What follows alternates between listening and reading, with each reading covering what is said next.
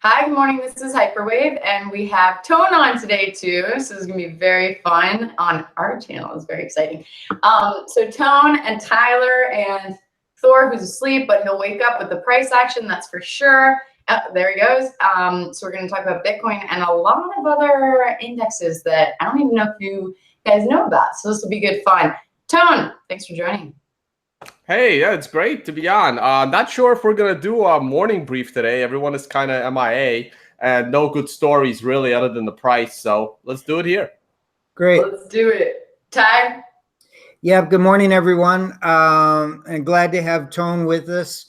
We're going to take a look at Bitcoin. A lot of comments in Twitter, most of them pretty nasty, both on Tone's channel and on ours. So I thought it'd be, I want to be very clear of what this break means in terms of price above these resistance levels from my perspective, having to do with Hyperwave number 1, Consensio number 2, and does it or does it not change my outlook.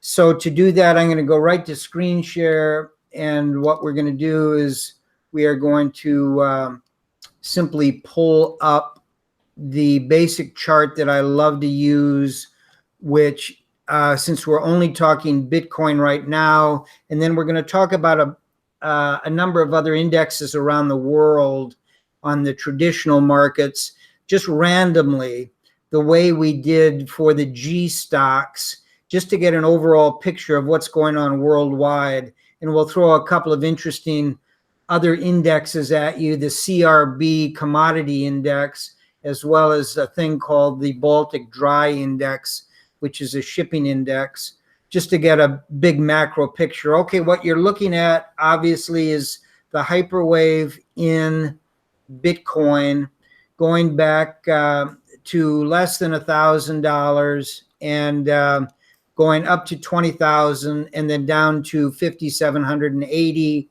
and the current run up to 7,400.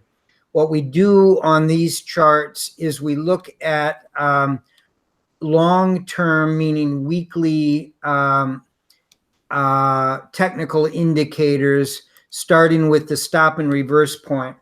And this is a very important chart in my mind, because for the first time since the 20,000 top, we have now broken above the resistance of the stop and reverse point. And we just did it over the last couple of days. We'll see where the week ends. We can go back into negative territory by dropping down below 6,000.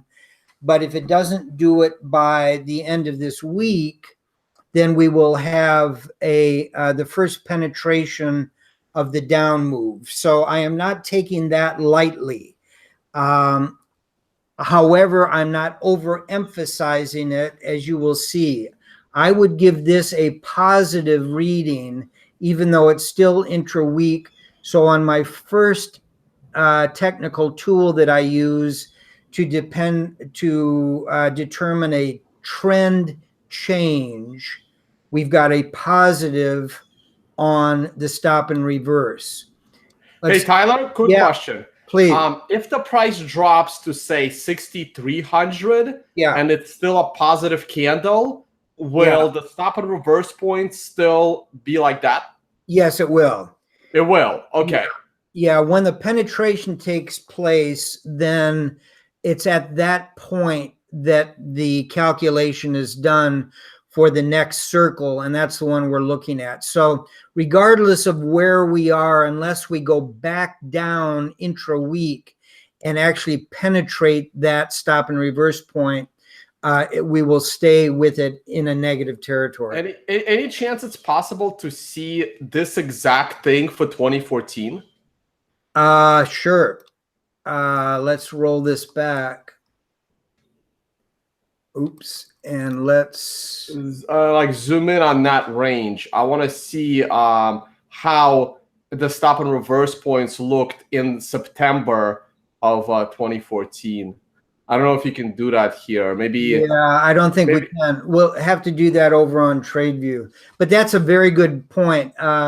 maybe when you do your chart, looking back at 2014, we could They have the same formula for the stop and reverse points on TradingView.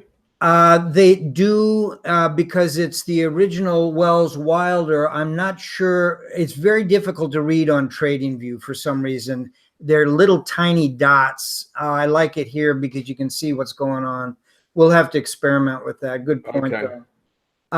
Okay, so let's take those off and let's look at the Bollinger Bands. Our first one was positive, indicating a positive long-term outlook. Long-term meaning multiple weeks using the stop and reverse point. The second one we're looking at is the Bollinger Bands, and we are still negative. Why are we still negative?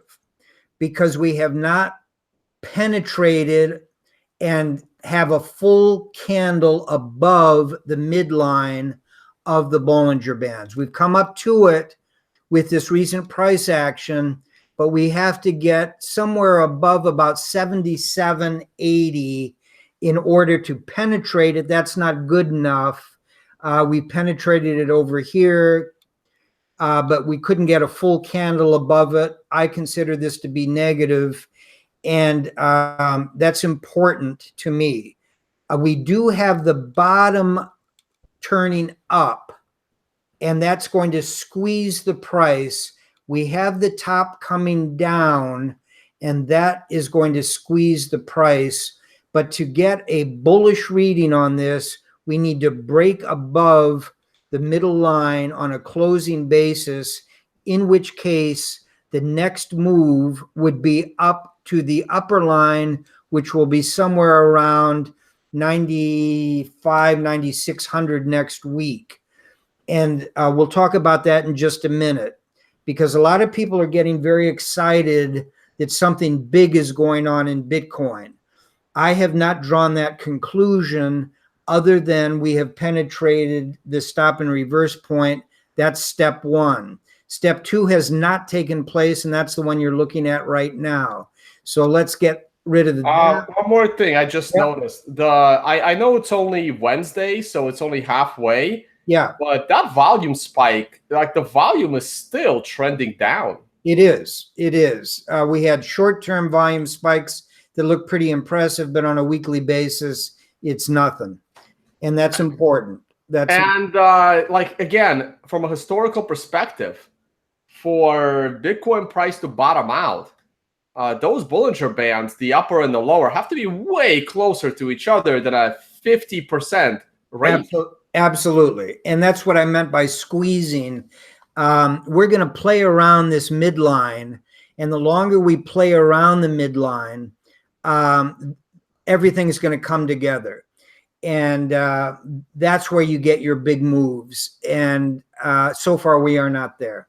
Again, for those watching, please go back to Bitcoin in 2014 and take a look at what the Bollinger Bands did around this time of year, maybe a little bit later in the year, like September-ish area of 2014, and see how the Bollinger Band picture looks different or similar. In fact, if you want to pull up, I'll get through this, and then if you've got time to do that on TradingView, we should take a look at these same indexes back in, or these same indicators back in 2014. Yeah, I need to get like a new chart going, maybe a different exchange, because I just have so much drawn on mine that it'll be another sample chart. I'm gonna do that now. We'll do it next. We'll do it next time. I'm gonna set that up now while you. Okay, great, super. Okay, let's take a look. So I'm giving this a negative. We've got a positive and a negative. Now we're going to look at the moving averages. This is negative, folks. There's just no way around it because of the long-term moving average moving down and getting sharper and sharper to the downside. Now, this is going to relieve a little bit of the future activity by going positive above the intermediate term and the short term. I'm using 2, 7, and 14. This is one of the times the 2 becomes important to me. because this is the first indication when the short term, the 2-week, crosses above the intermediate term, which is the 7-week. It just did that. That part of the chart is positive, but the overall chart is negative using Consensio because we see what's about to happen over the next 3 or 4 weeks. That long term will continue down regardless of price unless price can get above it. And that long term right now I've got, and my long term is a 30-week, I've got it at approximately 88, 87. Let's say you got to get above 8,900 just to penetrate it, which will not slow its descent. The price has got to get above it long enough to turn the intermediate up, which it has not yet done. And so we're looking at a negative to neutral chart in my interpretation. I'm going to get rid of that, and I'm going to drop down, just look at the RSI, because a lot of people are considering this RSI to be positive. I do not. It is true that it has gone from a low in the low 40s. At one point, intra-week, it got down to 36, never got oversold, and now, because of this recent activity over the last 4 weeks, and particularly this bar, we have shot all the way up to 48, and that means that we have just reset for another drop from the midpoint of 50 all the way back down to 30 and below. So I do not consider this to be positive action on the RSI. We have not gotten back to the last peak, which was at the 10,000 level. We have not gotten back to the peak before that, which is at 12,000, 11,780. I do not expect we're going to. I think we run into problems somewhere in the area we are now sitting and head lower, taking the RSI down. And I want to look at one other thing, which is the MACD. All we're going to look at is these weeklies. I don't really care about the short term, the dailies, or the 12 hours in doing this kind of analysis. The MACD has not turned positive.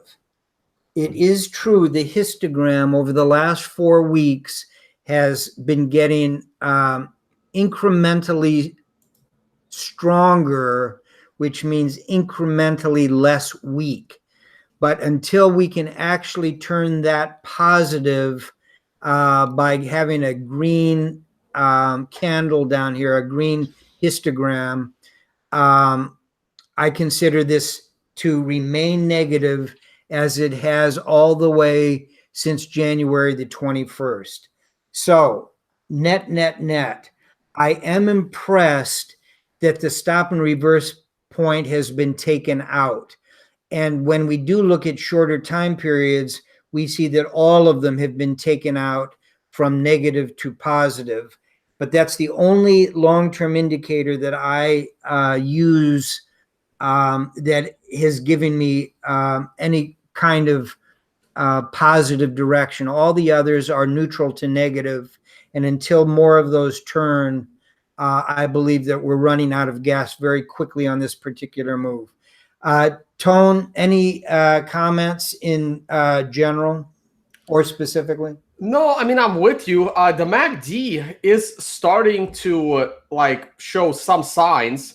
And if the price can get to maybe 9,000, I can see the MACD crossing and going above 0, which would be, bullish. Yep, I agree. And if we get the RSI above 50, not barely above 50, but above 50, which it could do, particularly if we run up here to 8,000 plus, I would change to bullish on the RSI. So I am not saying that the future could not get stronger. I'm just saying that as we sit here after this rather impressive move on a short-term basis. Let's just look at the daily. On a short-term basis, going back all the way to the 57.74 low. This is impressive action. We've taken out the downtrends. We've taken out a long downtrend of the stop and reverse point. We are moving in the right direction on other technical indicators.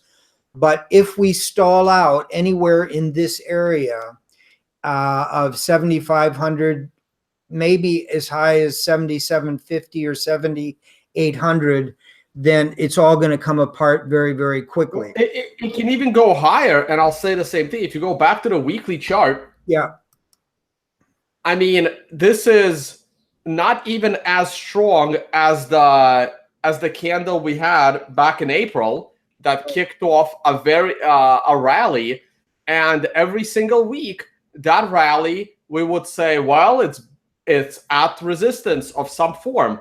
The following week, it's at resistance at some form. Eventually, it got so close to breaking all resistance and ran out of steam. So every single week, we go up until we break the $10,000 area. Every week, I will have more reasons as to why it should go down than it should go up until we break above 10,000, pull back and make clearly a higher low. And then I can say, hey, maybe it's time for us to go higher. Yep, I would agree completely. Is it possible? Yes, it is possible. But you know how I feel about the area from 10,100 to 11,100. We've nicknamed that the Valley of Death from the Tennyson poem. And it is totally rejected this move back in April. We didn't even get to the 10,100. And that's only the beginning of the problems. But is it possible? Yes, it is. We don't have the evidence of that today that we're going to be even close to those areas. Yeah, Leah? Can you just say the price of the current phase two at the moment? Yeah, right now it's sitting at 5,180. 5,180 is the phase two line. I don't have it drawn here, but we're going to do another one of these tomorrow, and we're going to talk very specifically about the phase two line. I find it kind of ironic that the phase two line had been below Tone's target for so long, which is 49.75 that he's talked about for a very long time. Phase two line earlier in this drop was all the way down at 4,200. And it's been climbing and climbing and climbing, and now it's at 5,100. And the longer we go sideways and can't get down there, the higher that number is going to get. It's you can do the calculation fairly quickly to see, could that 59.75 or the 57.78 that we hit not too long ago when we looked at this daily chart, could that number over here, maybe in August or September or October, actually be a point at which that the phase two line would give it support? And the answer is yes. That's one of the weird things about hyperwave analysis is as time goes on, all those phase lines go up. The only one that doesn't, unfortunately, is the phase one, which is at 1,000, will always be at 1,000. It does not move. And that's why phase two is so important, that I was hoping phase three would have held and we could have started up from there. It did not. I'm hoping phase two will hold now at the 5,100 level. And if Tone is right, it will hold. But I still only give it about a 1 in 4 chance of holding once we go back down there, which I fully expect. Oh, sorry, Leah. Go ahead. Just quickly also, given that Tyler just said that you do have different price targets as resistance lines, do you want to also, after you say whatever you're going to say what prices those are at, given just that you're on this channel today, and also why they're a bit different. Well, did you mean resistance lines or support levels? Support level, sir. Okay. So, right, because my target was always static because it was horizontal. Tyler's target is on an angle. So Tyler's target is rising. Because of this up move, most likely this will last a little bit. I can see, this thing going up to 8,000, 8,300, going into the depth cross on a weekly between the 30 and the 50, and then coming down. If it doesn't come down violently, then Tyler's phase 2 line could be all the way at $6,000. Let's say by mid-September or late August, it could be up to 6,000, in which case that phase 2 line is going to break. Unfortunately, the phase 1 line is not on an angle. Tyler's phase 1 line is horizontal, just like my prior top of 1300 line. For me, it's more like a range, but let's say 1300-ish. And then Tyler and I will be completely in sync on the next strong level of support. But yeah, it's interesting where at this point, a few more weeks, and Tyler's phase 2 line is just going to be a quadruple bottom in the $6,000 vicinity. And I just can't see, unless people get so bored with Bitcoin in the $6,000 range for 6 to 9 months, I just don't see that being the bottom. Yeah, I would agree. I would continue to give it about a 1 in 4 chance. That 1 in 4 number is not drawn out of thin air. Basically, looking at almost 400 now hyperwaves, funky hyperwaves, which are defined as hyperwaves that end their phase 7 drop at either phase 3 or phase 2, the old lines, only have about a 1 in 4 probability of holding. And that's why I use that number. Maybe this one will be different, but I assume that it will not until we've got a lot more evidence. By the way, our Hyperwave research group, we've got 27 people that are finding hyperwaves all over the world, and in many indexes, in many industries, in many sectors. And we are going to begin talking about those and releasing the names of some of these other hyperwaves. We're trying to find the best means of doing that. But I just want everybody to know that the thing that got me into Bitcoin was someone that called me up a year and a half ago and said they believed that Bitcoin was in a hyperwave. And it indeed was. And we were able to ride it all the way up to the top, thinking it was going to go much, much higher. But unfortunately, when a hyperwave turns around and you enter the what's called the end of the phase 4 into a phase 5 drop, and then up into a phase 6 counter reaction, you always go into a phase 7. And when you're in a phase 7, a bunch of things always happen. And that's why I've been so dogmatic in this particular chart of sticking with the negative side until we can get some kind of support. But I want everyone to understand that the hyperwave channel that Leah and I started about 4 months ago was initially to talk only about the Bitcoin and the cryptocurrency markets. But then we've been adding to that traditional markets because that's my background. And this group called the Hyperwave Research Group has just organically been growing under great leadership by a half a dozen people that are working every day doing in-depth research.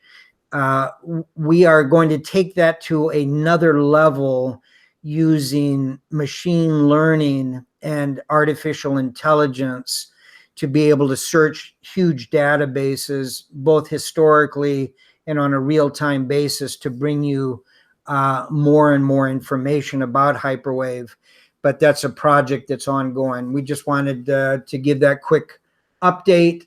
And unless, Tone, you've got, have you been able to pull your charts up? I mean, I have my chart, but I don't know what the stop and reverse point is. So if I do screen share, maybe you can tell me what I need to put on that chart. Okay. And and I also have questions for you guys at some point. But yes, Tone. All right, let's your chat. Let's give. Yeah, this I think Leah knows how to put the stop and reverse on. Hey, Leah. So now you're the expert. Oh wait, wrong button. Hold on. I need to do this.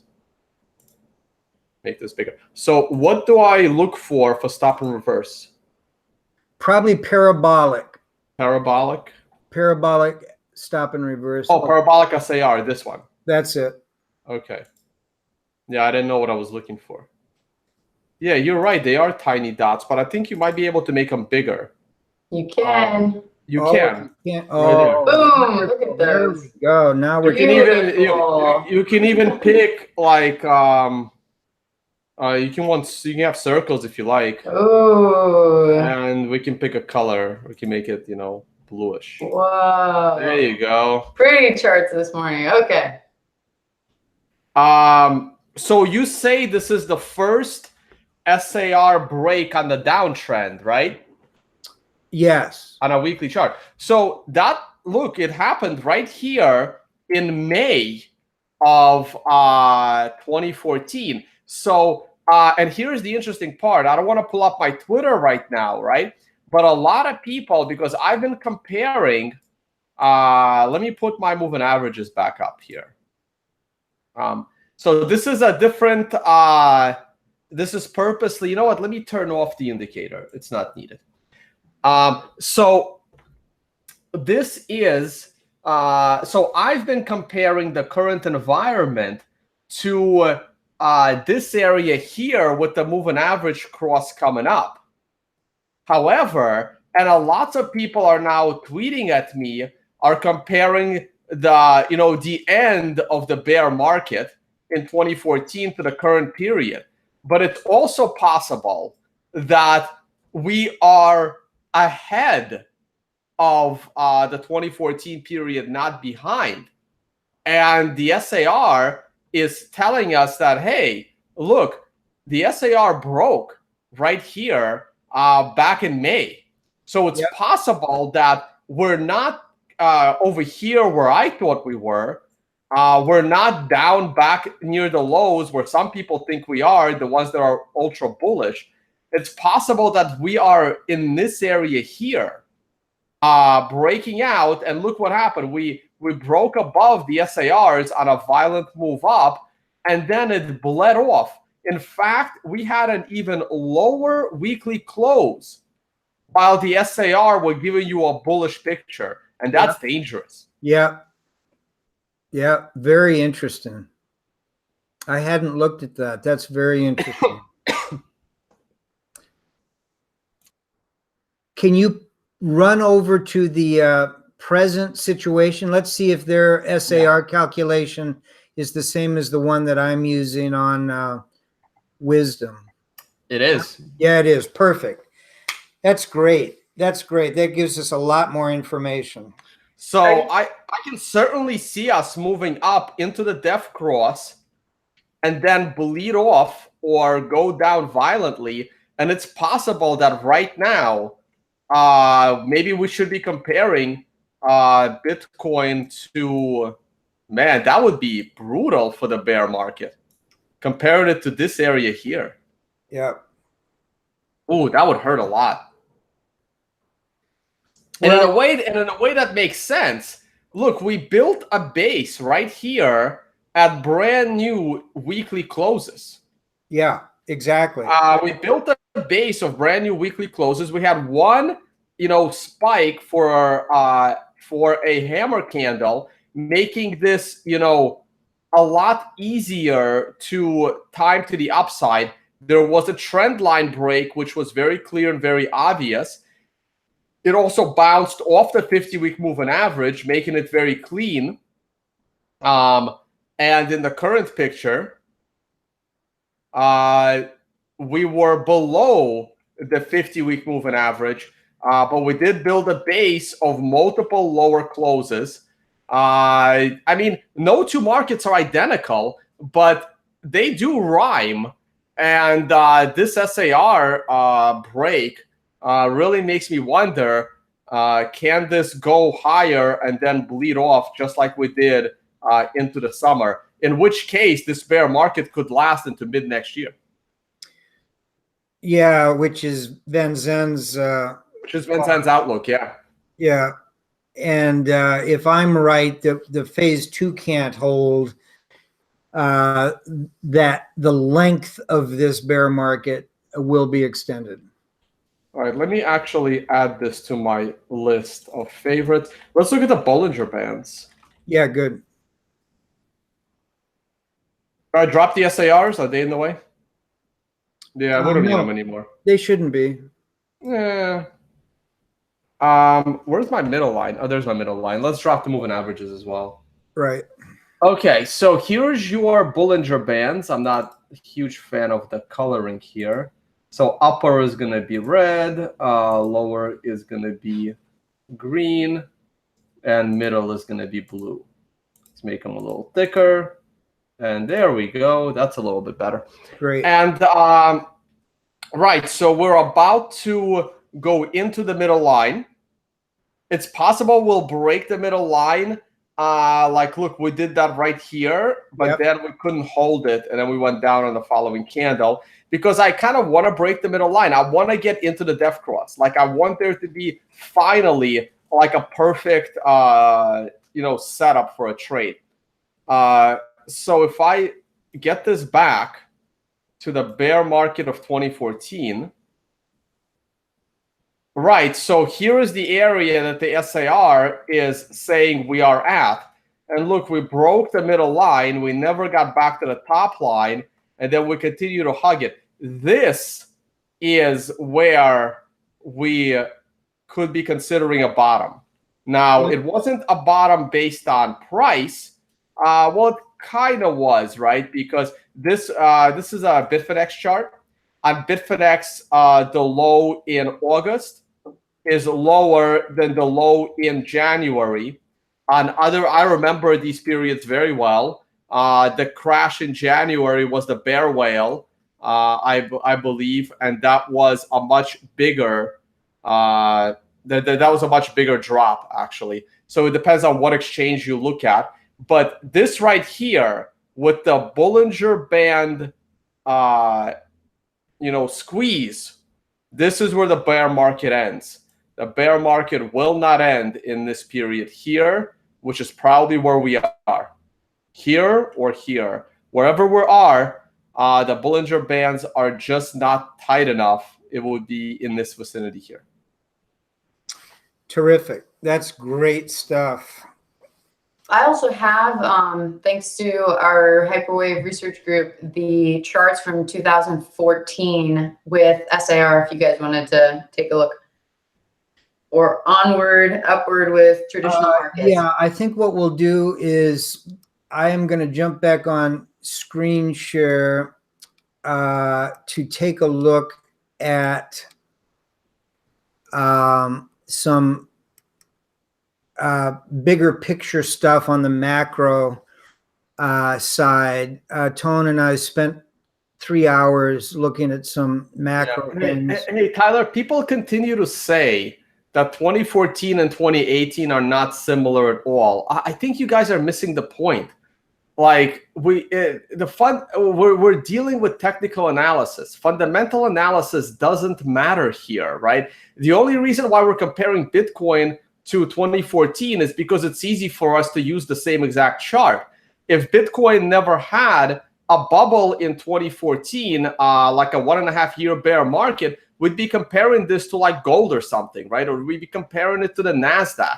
like we're comparing the technical outlooks of a bear market. Like it's just like don't think of it as we're comparing Bitcoin to Bitcoin. We're just comparing the price action of one asset in one period of time to another asset at a different period of time, but the fundamentals are irrelevant in this comparison.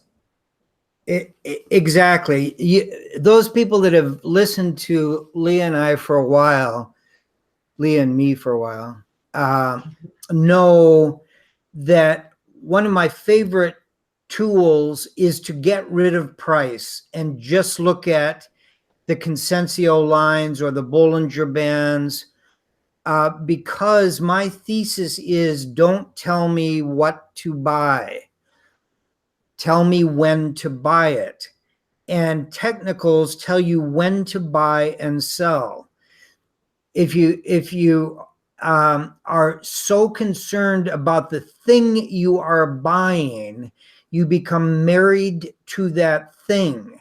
And then all kinds of fundamental drivel comes in from the media, from people talking their books on CNBC or Bloomberg or IBD.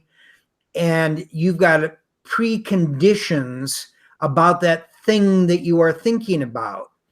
I believe it's much more important to look at the technicals and what they are telling you, because it's the sum total of everybody's opinion. The sum total in one line, which then becomes multiple lines that then become formations that then can be either reactive or predictive. And that's what we're doing here today. There's a bonus when you find a fractal relationship, such as in Bitcoin, between time periods, because then you can use all the technicals that you were using at previous times, and many of them work again in the future for a particular asset or asset class. So you're getting a double whammy of being able to look at the technicals over time between 2014 and the current, take away the price, take away the name Bitcoin, and the relationships are still there. But here you've got the fundamentals also, which Tone has talked about and Saifedean and others have talked about Bitcoin versus other things. And so I think this is all very relevant analysis. Okay, let's take a look at very quickly a half a dozen charts. This is a beautiful chart, by the way. Yeah, it really is. This is the Baltic Dry Index going back 5 years. I'm trying to find it on TradingView, and I don't think they have it. They might not. Yeah, I'm not sure what the quote would be or how you would find it, but this is on stock charts. And I do have moving averages here. I've got the 2, the 7, and the 30. And just a quick look at this. The first half of the chart is in a downtrend. The second half of the chart is in an uptrend, which is unusual in that the stock markets worldwide over this 5-year period were basically trending up until the end of the period. I'm going to show you another chart in just a second on the Commodity Research Bureau Index of Commodity. Yeah, no, don't drop this chart yet. So no, the stock market was pretty bullish in 2013. The stock market was also pretty bullish in 2014, if my memory serves me correctly. And that was a huge crash in the Baltic Dry Index. Now, 2015 was a flat year for the stock market. It was like down most of the year, but closed the year flat. And that is a massive fall. I mean, that index looks like from 2,300 bottoming out at 300. That is like an 80% drop or 85%. Enormous. And the stock market, I don't know how the stock market wasn't affected. We should probably explain what the Baltic Dry Index is to people. Yeah, let me just read a very quick definition of this. Basically what it is, it's a shipping and trade index. So it tells you how much cargo is moving around on ships. And specifically, it is a shipping and trade index created by the London-based Baltic Exchange that measures change in the cost of transporting various raw materials. The exchange directly contacts shipping brokers to assess price levels for a given route, a product to transport, and time to delivery or speed. So it's telling you the efficiency and the cost and the pricing of shipping. Now, what's going to affect that? Well, inflation is going to affect it. Trade is definitely going to affect it. And with that in mind, let's just take a look at this chart and keep a picture of it in your mind. And now I'm going to bring up another chart, and then we'll get back to the Baltic. This is the CRB index of commodity prices over the exact same period that we just looked at, 5 years. And you see this enormous drop, bear market from 310 on the index all the way to 155. Commodity prices were falling very, very sharply and have only basically gone flat to slightly up in the second half of this chart. Okay, back to the Baltic. What you see is about the same point that the shipping prices stopped their bear market and started this bull market up. The CRB also ended its bear market and started up, but just barely up. Now, how is that possible that with everyone talking about inflation and weaknesses of currencies and weaknesses of Asian stock markets and all the rest, that you could find a chart like this that's saying that the producing prices or the producers of the world of commodities, tin, zinc, copper, cattle, wheat, gold and silver, precious metals, have gone through this kind of a correction. And what this chart tells me on the CRB is that we are not in an inflationary period, even though interest rates are being forced up by the US Federal Reserve. We are in a disinflationary, possibly deflationary period in which real prices of real things that are denominated in fiat dollars are not going up and not putting pressure on the upside of inflation or prices. And that's a very important aspect of overall economic activity. Back to the Baltic, this is the prices of shipping things and moving things around. We were still pulling out of the 07, 08, 09 recession depression economically. The stock markets took off in 09, 10, 11, 12, and 13, but economic activity did not get going until just 2 years ago, as measured by this Baltic index. And on the price of things, has not really gotten going even up till today. So macroeconomic speaking, what has been seen with the bubbles in the stock market and the real estate market, just as in the period from 03 to 06 and 07, where real estate boomed, stock prices recovered greatly, we were led into the next major downturn because those two bubbles were artificially inflated by central banks by keeping interest rates too low.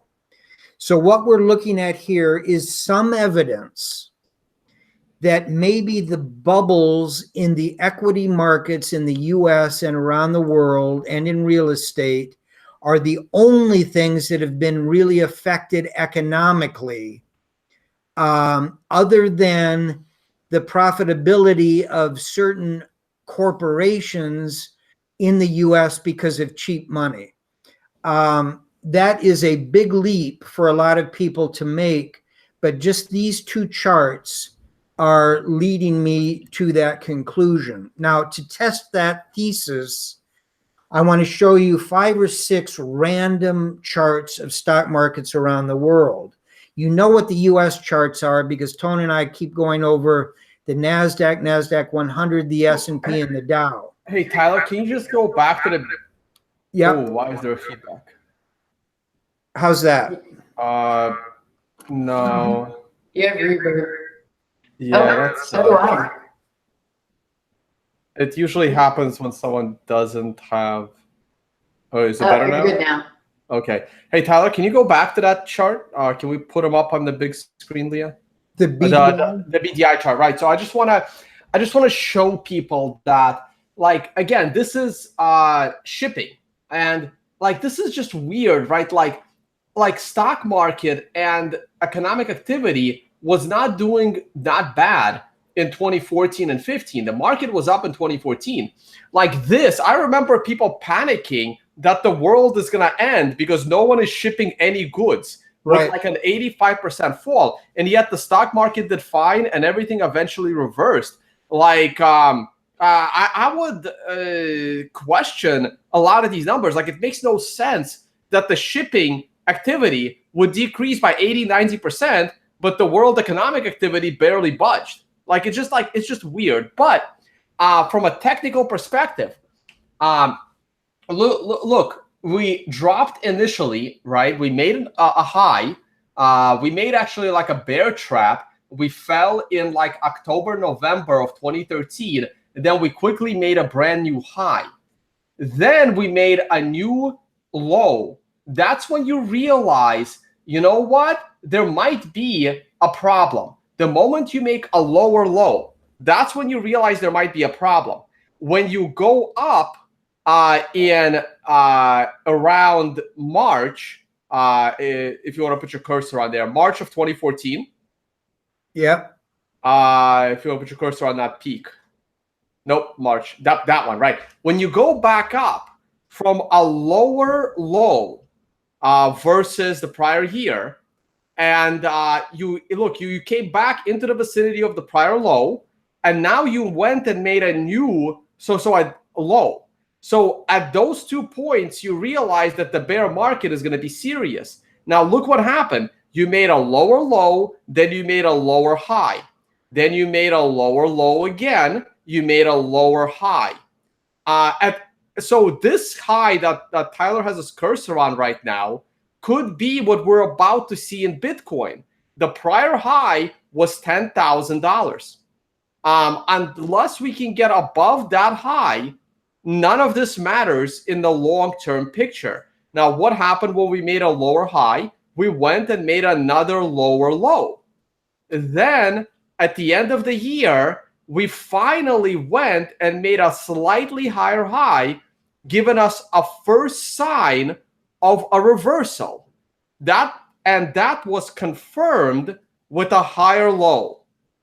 So sometime in maybe March of 2017, around March of 2017, like when we're breaking those moving averages, if you want to move your curve, nope, too high, lower.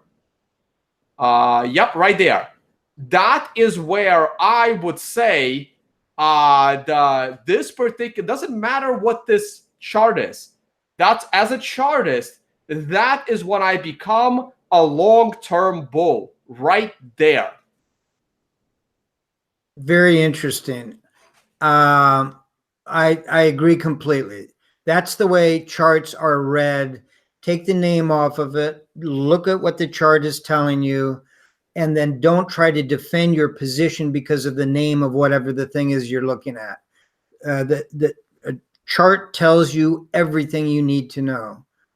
And then you get a higher high, a higher low, yep. a higher high, a higher low, and we're about to get a higher high. It's important that we do.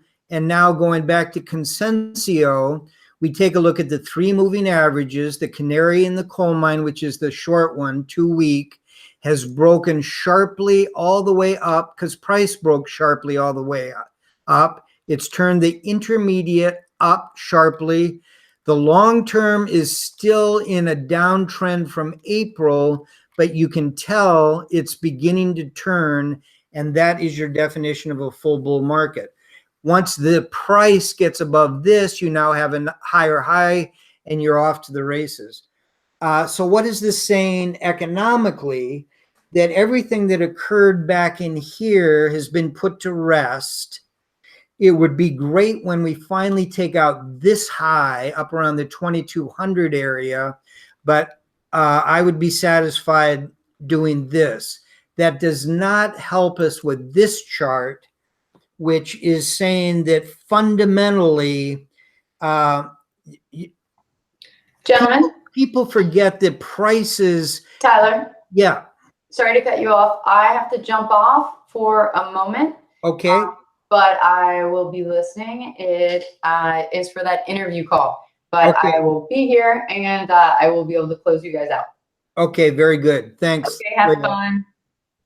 fun. It's very important to understand that rising prices are not a bad thing. They are a good thing as long as they don't rise too quickly or more quickly than the productivity and the actual output of the economy is. Then you run into problems. But we've been stuck with consumer prices down at the 1% level, 1.5% for a very long time. The target by the Fed is 2%. But you can see that the pressure is still for prices to be very reluctant to move up. And economically speaking, that's a very important distinction to be making. Okay, let's take a quick look at some. And I wanna just do a quick thank you to Dirk from the live chat, who told me how to find this indicator on TradingView. Oh, wonderful! Great, that'll be useful. Terrific. We've got a great audience. Okay, here is a quick look at the Biotech index that I find interesting when you keep in mind what the NASDAQ has done, what the Dow and the S&P has done.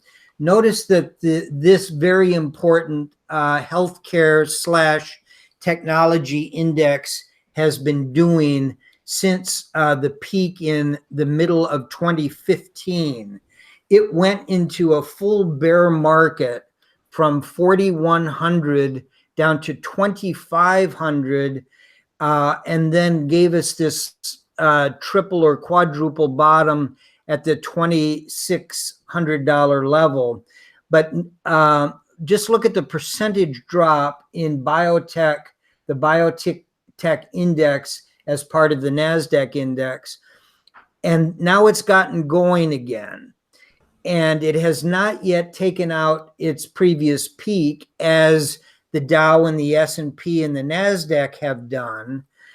And it has also been struggling since the beginning of this year as the Dow, the NASDAQ, and the S&P have done. But it too has now come all the way back up to this peak, and the prices are ready to take out that peak, and you have the short-term moving average above the intermediate, above the long, and they're all moving up. So here is an example of a very important sector, one that has led the market up until 2015, that completely collapsed. That would have been a time to get out of it and to move money from one sector into any of the other sectors that were doing very well, such as the switch from technology into energy late last year. Let's take a look at 4 or 5 random indexes. This is Hong Kong.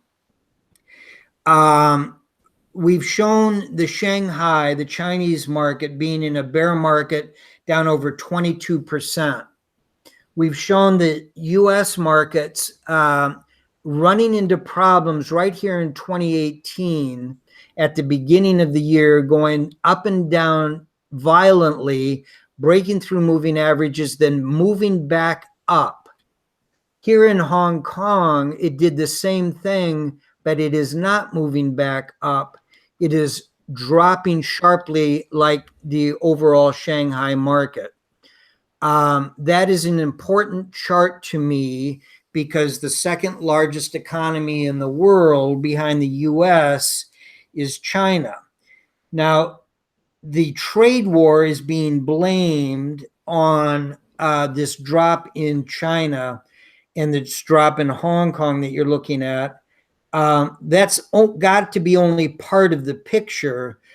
Other things must be going on, and we'll take a look at the Japanese market and a couple of others in just a second.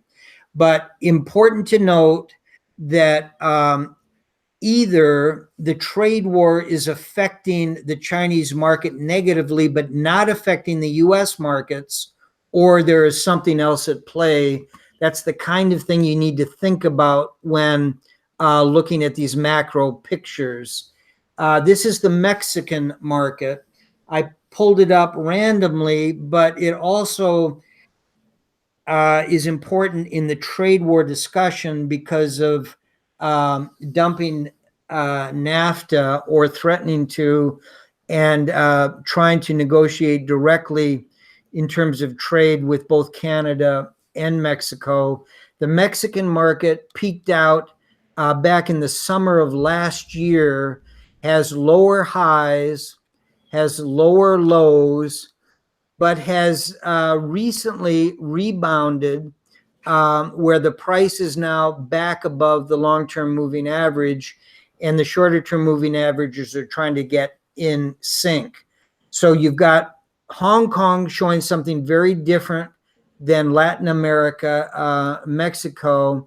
Let's take a look at a couple of. I actually find it interesting that the Mexican stock market was reaching all-time highs. Yeah, about the first 9 months of Donald Trump's presidency. Yeah, absolutely. What does that tell you? That half the shit you see on the news is just bullshit. Yeah. One of the things that technical analysis teaches you is how not only irrelevant but misleading the news is. It just cuts through all of it. You can interpret the news any way you want. You can't interpret charts. They tell you exactly what's going on. And so that's a very good point about Mexico. Here is France. Higher highs recently at the beginning of the year. Then, as all markets do, is the US is the engine, and all other markets around the world are the cars behind that engine. So when the US was going up strongly, it helped other countries. This one developed the same pattern the US did. But here again, what we've got is breaking down in the last 5 weeks below the long-term moving average, the intermediate cutting down through that long-term moving average, the long-term moving average now going sideways, and this is not looking like a good chart to me compared to the US market. You've got lower highs, you've got lower lows, and now you're turning around the guts of the trend, which are the moving averages. Now, the drop really occurred as Italy was running into credit and banking problems, and that affected a lot of European countries. But by looking randomly at countries like this and thinking about the regions they're in, you begin getting more of a clear picture of what the macro economics are looking like. And we've just seen Asia having problems. And here is one indicator of Europe running into some problems through France. This is Australia, and this is a very interesting chart. We've got Antone, I know, has a lot of followers down in Australia and is taking a trip. Yeah, I haven't looked at. It's funny, you're using the MSCI indicator, MSCI indices, and not like you know, Yeah, the actual indexes. Right. And it's fine. Hey, if you're going to keep using the MSCI indices, I might have to inform the world that I was also a VP at MSCI. I worked there for about 3 years after JP Morgan. MSCI does a fabulous job with indexes, but you point out an important thing. We're not looking at, for example, the FTSE itself, the FTSE 100. We're not looking at the Nikkei or the Topix. We're going to take a look at Japan in just a second. We're looking at another way of slicing and dicing indexes. But in what this little random look at things is, the MSCI is a good way to do it because it's not the typical one. They are really data scientists at breaking indexes down a number of different ways, whereas every other index, even here in the US, you've got to really understand what the components are and how they are weighted in the calculation of the overall index. By looking at just MCI technology, it gives you a random but broader look at some of these markets. So this Australian one is interesting when you go back to this chart, the CRB.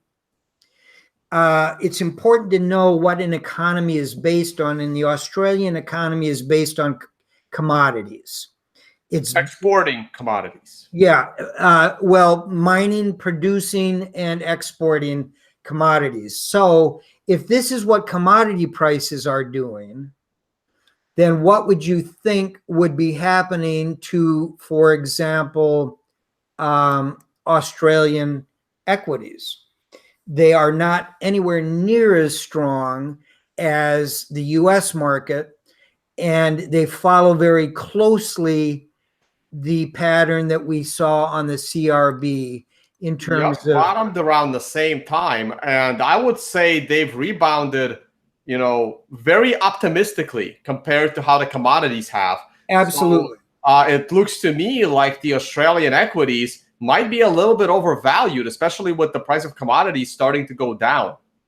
I think that's an important point. And also, if you just take a look at the same period that we've been looking at the beginning of the year, remember the US market sharply down, up, sharply down through the moving averages on the Dow and the S&P, including the longer term moving averages, but then reacting all the way back up with the NASDAQ higher highs, the S&P not quite, and the Dow not quite, but certainly stronger than what we just saw in France, in China, in Hong Kong, and here in Australia. What we're seeing is this consolidation right around the moving averages, but prices below the intermediate and the long term. It wouldn't take much to turn this around to the upside, but as we sit here today, that has not occurred.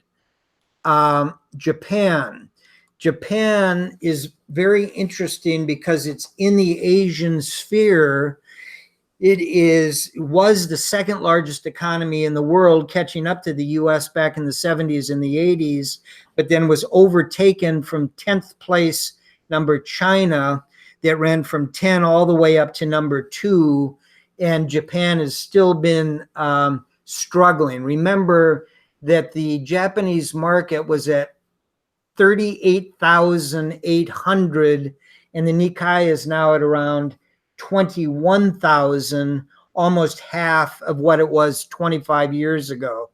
But it has been regaining. The low does not show on this chart, but if we were looking at the Topix or the Nikkei, on the Nikkei, the low was below 7,000, and it's run up to 20,000 and has been doing very well right up through this period in January. Now it breaks down sharply below its long-term moving average, gets back up to it, is back down below it, and has turned the long-term moving average down. So these are just random, and I literally just picked them very quickly this morning.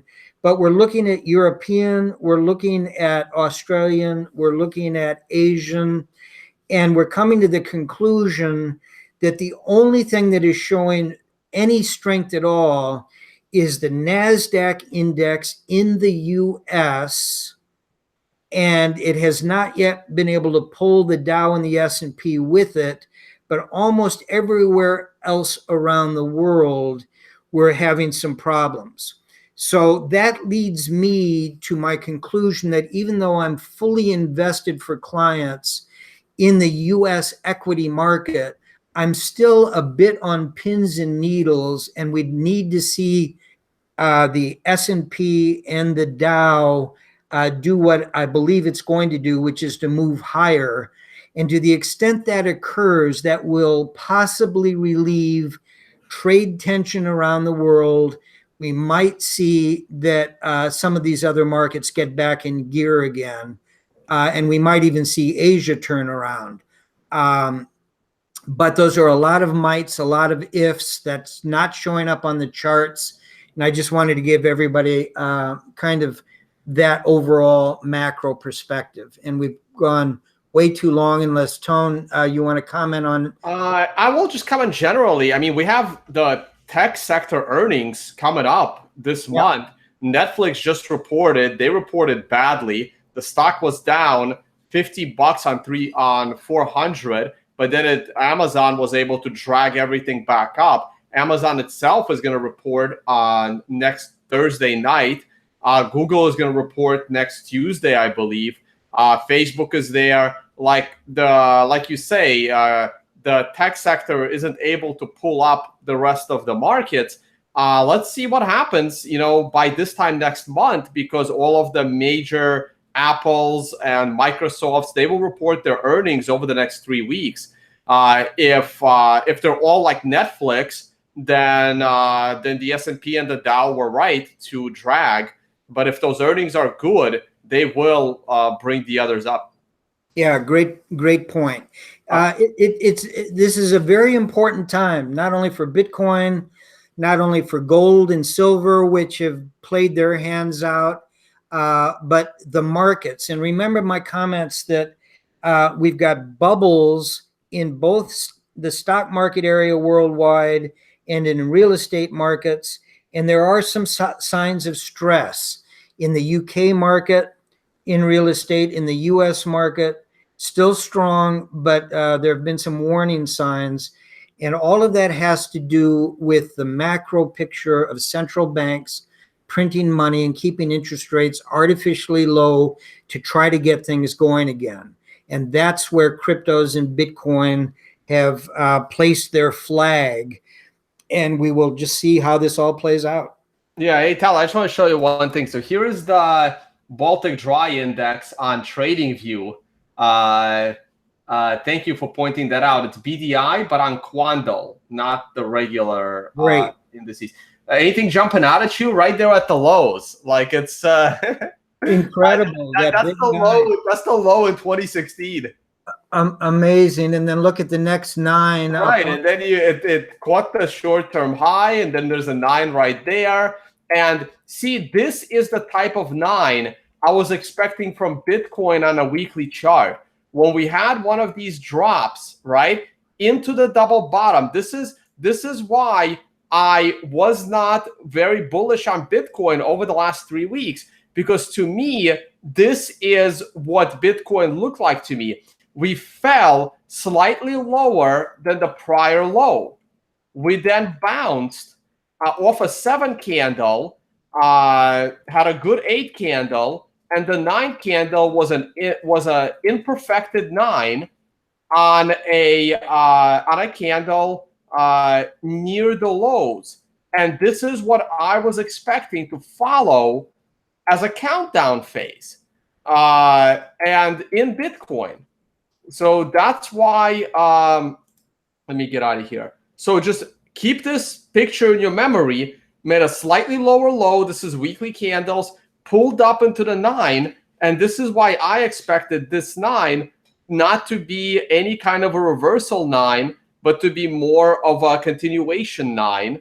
And if I exit this and I go to Bitcoin in our current outlook, here is the weekly Bitcoin, and here it is. Again, you made a lower weekly close than the prior low. you bounced off a 7 candle into a red 9 candle, and that's why I expected the current week to be more of a bearish week than a bullish week, taking you into a similar look of this. Now, of course, that didn't happen, and as a trader, even if you placed a short trade, your stop loss would save you from still being short. But that was my expectation. Now, Ugly Goat saw the same 9, and he treated it in the opposite way that I did, and he did very well with his outlook on it. And if you're quick enough, you can reverse that trade to the upside if you recognize it. I, however, am still cautious. Terrific. Great. That was a lot of fun. A lot of important information, I think, for everybody. Thank you very much. And we've got Leah back. We do. Yes, that was the quickest call I had to get off really quickly. And you guys were in the background the whole time. So let's see how much trouble I get with that one. But yes, very fascinating. Do you guys have any last thoughts, comments, since I missed about 15 minutes of that? Sorry. Boy, people said they couldn't see my chart, which is weird. And I just messaged you. It was up. Sorry, guys. There was a tiny bit delay on that one. But yes, you're good, Tim. Okay. Unless you want to put it back up, but yes. No. If they saw it, they saw it. All right. If they saw that comparison between Baltic Dry and Bitcoin, that's fine. Yep. All right. Great. Gentlemen, thank you so much. Everybody, thank you so much for watching, and have a great day. Great. Thank you, Tone. Thanks, bye, guys. Thanks for having me on. Yeah.